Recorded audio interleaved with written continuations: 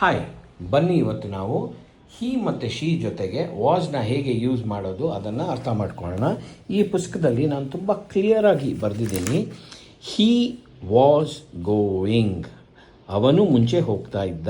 She was writing, ಅವಳು ಮುಂಚೆ ಬರೀತಾ ಇದ್ಲು ಅಂತ ನಾವು ಅರ್ಥ ಕೊಡ್ತೀವಿ. ಇದನ್ನು ನಾವು ಈ ಕ್ರಿಯಾಪದಗಳ ಜೊತೆಗೆ ಪ್ರಾಕ್ಟೀಸ್ ಮಾಡೋಣ ಬನ್ನಿ. ಸರಿಯಾ? ಇಲ್ಲಿದೆ ನೋಡಿ.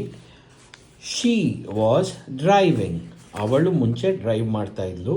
ಹಿ ವಾಸ್ ಡ್ರಾಯಿಂಗ್, ಅವನು ಮುಂಚೆ ಡ್ರಾ ಮಾಡ್ತಾ ಇದ್ದ. ಇದನ್ನು ನಾವು ವಿತ್ ಪ್ರೊಫೆಷ್ನಲ್ ವರ್ಬ್ ಲಿಸ್ಟ್ ಕೂಡ ಪ್ರಾಕ್ಟೀಸ್ ಮಾಡಬೇಕು.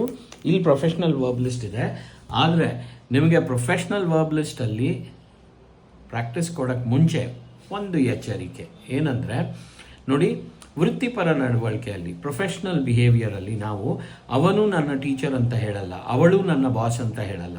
ಸೊ ನೀವು ಇದನ್ನು ಪ್ರಾಕ್ಟೀಸ್ ಮಾಡ್ಕೊಳ್ಳಿ. ಏನಂದರೆ, ಶಿ ವಾಸ್ ಮೈ ಬಾಸ್ ಅಂದಾಗ ಅವರು ನನ್ನ ಬಾಸ್ ಆಗಿದ್ದರು.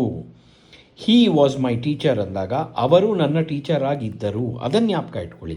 ಇದ್ದ, ಇದ್ದಳು ಅಂತ ನಾವು ಯೂಸ್ ಮಾಡೋದು ವಿತ್ ಫ್ರೆಂಡ್ಸ್, ಫ್ಯಾಮಿಲಿ, ಆ ಥರ. ಸರಿಯಾ? ನೀವು ಪ್ರೊಫೆಷ್ನಲ್ ಆಗಿ ಯಾರೋ ನಿಮಗೆ ಪರ್ಸ್ನಲ್ಲಾಗಿ ಗೊತ್ತಿಲ್ಲದೆ ಇದ್ದರೆ ದೆನ್ ಆಲ್ವೇಸ್ ಸೇ ಇದ್ದರು, ಇದ್ದಾರೆ. ಅವನು ಅವಳು ಅನ್ಬೇಡಿ, ಅವರು ಅಂತ ಹೇಳಿ. ಅವರು ಬಂದಾಗ ನೀವು ಸಹಜವಾಗಿ ವಿತ್ ರೆಸ್ಪೆಕ್ಟ್ ಕ್ರಿಯಾಪದನ ಯೂಸ್ ಮಾಡ್ತೀರಾ. ಸರಿಯಾ? ಬನ್ನಿ ಇವಾಗ ಪ್ರೊಫೆಷ್ನಲ್ ವರ್ಬ್ ಲಿಸ್ಟಲ್ಲಿ ನಾನು ನಿಮಗೆ ಪ್ರಾಕ್ಟೀಸ್ ಕೊಡ್ತೀನಿ, ನೋಡ್ಕೊಳ್ಳಿ.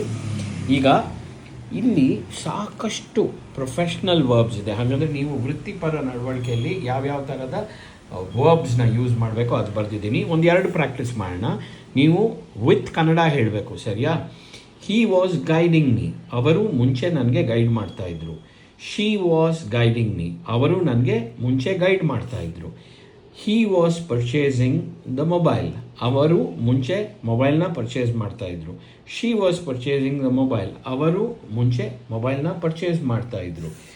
He was managing the show, ಅವರು ಮುಂಚೆ ಶೋನ ಮ್ಯಾನೇಜ್ ಮಾಡ್ತಾಯಿದ್ರು.